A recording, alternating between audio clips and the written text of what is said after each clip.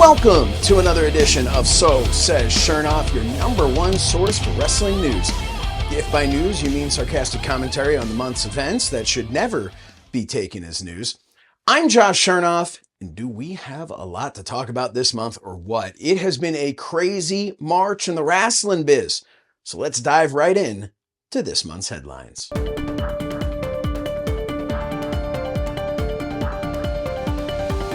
First up, John Cena has finally turned heel, or maybe not so much heel as a guy in the middle of a very public emotional unraveling. See, after years of fans chanting Cena sucks, John finally responded with "Stop being so mean." On Raw, Cena told the audience he's not a babyface, not a heel, he's a human being. And then he took it a step further, saying his relationship with the fans has been toxic, and he's officially breaking up with everyone. That's right. John Cena broke up with the WWE Universe on Netflix in front of millions of people while wearing jorts. Kind of puts your breakup in perspective now, doesn't it? But honestly, you can't blame him. For the jorts, yes, absolutely, and I have for decades. But for the rest of it, we've spent the last 20 plus years treating Cena like a punching bag. Cena's been booed, ridiculed, and memed for over 2 decades. He's basically the Nickelback of wrestling. Nobody wants to admit they like him, but somehow the album went platinum. And now that he's had enough, fans act shocked that the guy who carried the company for a decade might be a little fed up. Well, buckle up, folks, because we've officially reached the Taylor Swift breakup album phase of his career, which I hear will still feature the trademark. And if this promo felt real, it's because it was real. You will never be able to convince me that Cena sucks chants didn't bother John Cena. Of course they did. They had to have. The man would go out there, do his job at the highest level, bleed buckets, and the second his music would hit, the fans would chant, "John Cena sucks." What's funny is, after 20 plus years, the fans finally stopped. John Cena had been gone for so long as an active competitor that the fans finally learned to appreciate what they had. And personally, I love the fact that Cena looked them in the eye and said, "Too little, too late." You know who I do feel bad for, though? The kids. These children are paying for their parents' sins. That poor kid in the front row whose heart broke live in front of the whole world, that's not because he took and took and took from Cena. It's because his dad and his dad's buddies wanted to hijack a show by booing the babyface. So what's next for John Cena? Does he ride off into the sunset at the end of this year, raising the proverbial middle finger to the WWE Universe? Or does the WWE Universe get down on their knees and beg for forgiveness? It remains to be seen, but one thing that's for sure is it will be a long time before the WWE fan base treats a WWE superstar with the same disrespect they showed John Cena. What's that? They've turned on Jey Uso? Well, that feels right. So Jey Uso slightly botched a dive on Raw, and the internet jumped at the opportunity to marksplain why this proves Jey Uso is not ready for the main event. One off moment, and suddenly the same people who get out of breath thinking about walking are breaking down technique like they were once Olympic gymnasts. Let's be real. Jey Uso has hit that dive flawlessly for a decade, but now that he's in a WrestleMania world title match, everyone with a Wi-Fi connection and a half-eaten sleeve of Oreos thinks they're qualified to judge his athleticism. You want to critique a dive? Try standing up from your beanbag chair without knocking over your shelf of Funko Pops first. Thankfully, TNA star Top Dollar stepped in to defend Uso, because if anyone knows what it's like to be turned into a meme for a botch, it's him. Dollar eloquently stated, "I see y'all doing a lot of eating by tagging me and Jay. You know you're a loser, right? Humans up. Your parents did by breeding." And he's absolutely right. Maybe not about the breeding part, although looking at the comments, it's hard to argue. Look, this isn't about one move. This is about the fact that wrestlers are out there putting their bodies on the line every night, and people who look like they don't even know a guy named Jim, let alone stepped foot in one, have the nerve to act like they could have stuck the landing better. The internet has created this weird entitlement where fans think being able to type L under a video makes them qualified to judge people who actually step into the ring for a living. Jey Uso has earned this moment. He's earned the spotlight. And if one dive doesn't land perfectly, maybe we take a breath before pretending it's a referendum on his entire career. Moving on to AEW. Dynamite this week featured Jon Moxley facing Adam Copeland, who's still trying to make Cope happen. It's not catching on. It doesn't sound cool. It doesn't sound dangerous. It sounds like a therapy app. In the middle of the match, Copeland suplexed Moxley onto a 2x4 covered in actual metal spikes. Not barbed wire, not plastic props, metal spikes. They embedded in Moxley's back and had to be physically pulled out by the ref, although props to Wheeler Yuta for trying to help before being yelled at to do the next spot. So AEW fans and wrestlers claim to have loved it, while anti-AEW fans all say they hate it. No matter what side of the fence you land on, this man's face was all of us. I don't care what you say. Maybe not for the landing, maybe not the reveal, but the moment when we all realized that the spikes had bent slightly and were not sliding right out. Now, the footage is everywhere online, and AEW's hoping the viral traction leads to increased viewership, and maybe it will. But there's a line between buzz and backlash, and it's hard to build long-term momentum when your most talked about moment looks like an OSHA training video. Let's be honest, this isn't about being edgy or copey. It's about whether this is sustainable. AEW wants to be seen as a serious competitor to WWE, but this kind of thing doesn't move you closer to that goal. It moves you closer to a tetanus shot. Meanwhile, look at what WWE's done with guys like Roman Reigns and Seth Rollins. They were in the Shield with Moxley too, but now they're global stars doing movies and red carpets. Moxley's out here doing CZW in a primetime slot. To be fair, there's a place for hardcore wrestling. Always has been. But when you're running on a major network, there's a difference between pushing boundaries and actively repelling broader audiences.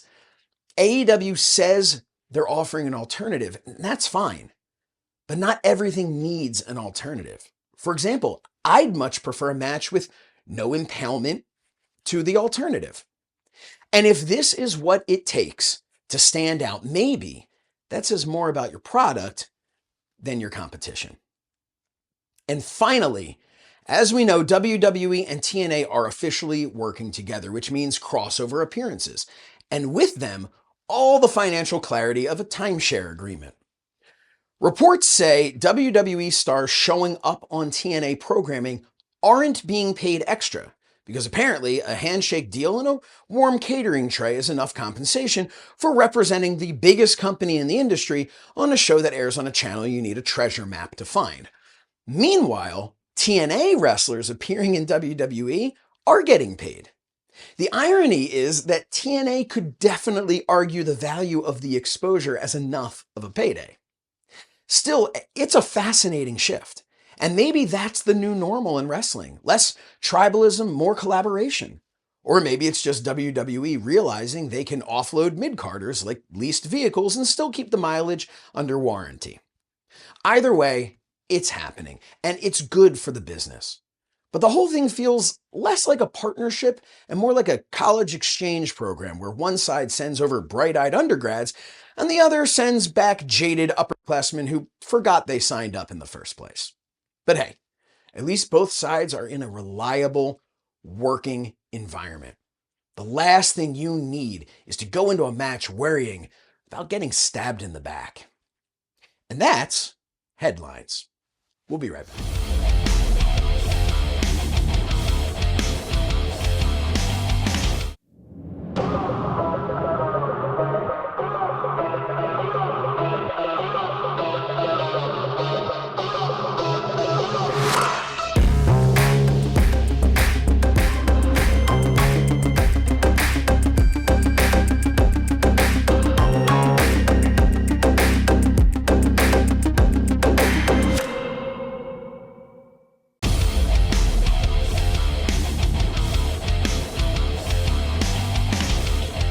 welcome back to the show. Now, normally, this is the part of the show where we pivot to commentary that could be described as witty and stupid, or more accurately, stupid. But tonight, we need to talk about something serious, because sometimes the world of wrestling gives us a story that doesn't need a punchline, it needs a moment of reflection. This month, we lost a member of the wrestling community, Vince Steele, known to fans as the Jurassic Juggernaut. He passed away during an independent wrestling event in Ridgefield Park, New Jersey. He was just 39 years old. Vince was a fixture on the Northeast indie scene. He stood 6'5", weighed nearly 450 pounds, and brought a presence to the ring that you couldn't ignore. But more importantly, he was a father, a friend, a veteran of the business, and by every account I've heard from those who knew him, a kind, generous, and beloved human being. And let's be clear right from the start, this segment isn't about blame. We're not here to speculate about what caused his death or claim that any specific thing would have saved him. But when someone dies doing what they love at an age when they should still be wrestling, working, parenting, and living, we need to talk honestly about the conditions around them. Because reports say it took over 40 minutes for an ambulance to arrive after Vince collapsed, reportedly from a heart attack. That delay alone raises hard questions, not about individuals, but about the system. A system that pretends independent wrestling runs on heart and hustle alone, when in reality, it often runs on neglect. And that's why we have to ask, are we doing enough to keep wrestlers safe? The show that night was held in New Jersey, a state that, unlike neighboring states like New York, does not regulate professional wrestling. In New York, there's oversight from the Athletic Commission. Medical staff is required. In New Jersey, there's nothing. And frankly, that's why some promotions choose to run there, because it's easier, cheaper, and no one's checking. That's not conspiracy, it's just reality. And it's one we need to face, especially when people are literally putting their lives on the line every time they get into the ring. Because pro wrestling isn't just a show, it's athleticism, violence, choreography, and endurance all packed into one. These are not just characters in tights, they are athletes. And what they're doing is brutal, taxing, and physically unforgiving. Now, this next part is even harder to talk about, but we have to talk about it. Vince Steele was a massive man, billed at 449 pounds. That size made him a spectacle, a draw, but it also may have contributed to his death, or at least it should have been a potential red flag. And I want to be crystal clear here. This is not about blaming him. It's about acknowledging that his size was part of his identity as a performer, and in wrestling, big man has always been shorthand for attraction. But at some point, we have to ask, at what cost? We've seen this before. Yokozuna, a generational talent, died at just 34 years old, weighing over 500 pounds at the time. He was booked as unstoppable in the ring, but his body couldn't keep up with the myth. But it's not even just about what the body looks like. It's about what's going on inside. Look at Eddie Guerrero, one of the greatest athletes this business ever produced.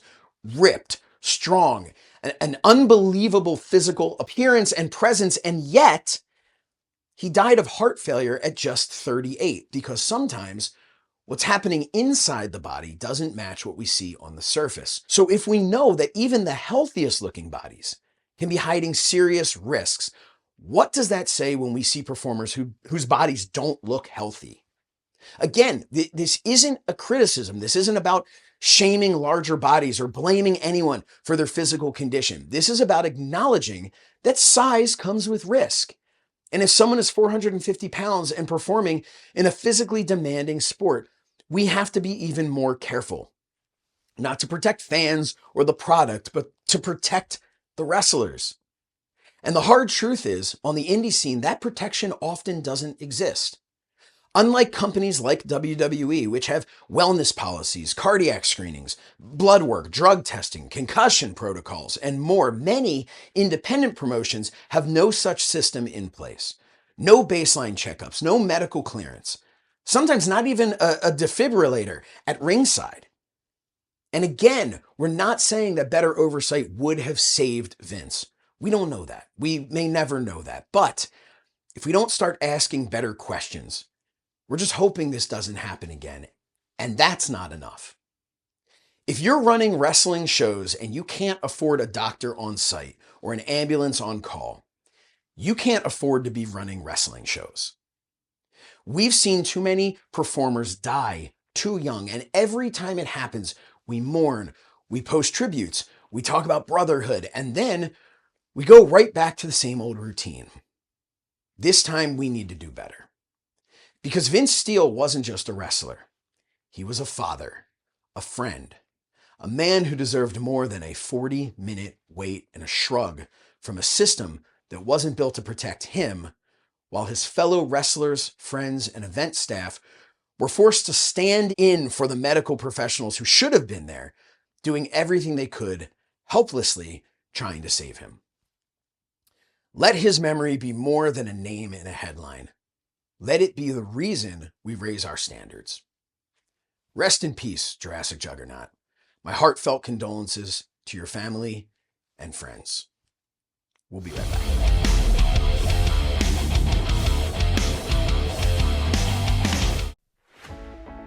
Has this ever happened to you? Hey Dad, can you get me the new Jey Uso figure? And I want the Randy Orton toy. I think I've got this covered. When your kids want the latest wrestling figures, don't waste money on new ones. That's not Randy Orton. That is Randy Orton from 2002.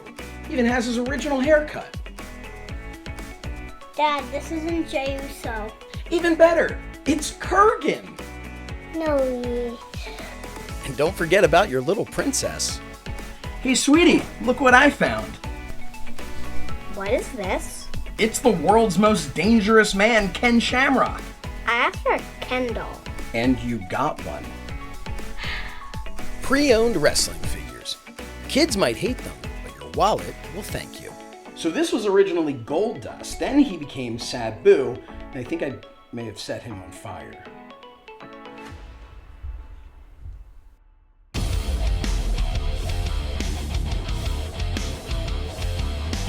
Well, that's our show.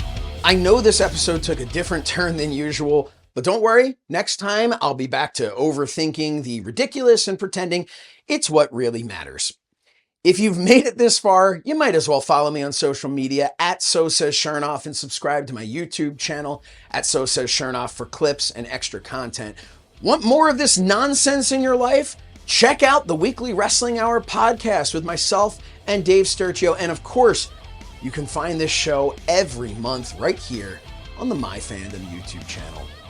This has been So Says Shernoff, because that is what Shernoff had to say. I'll see you next time.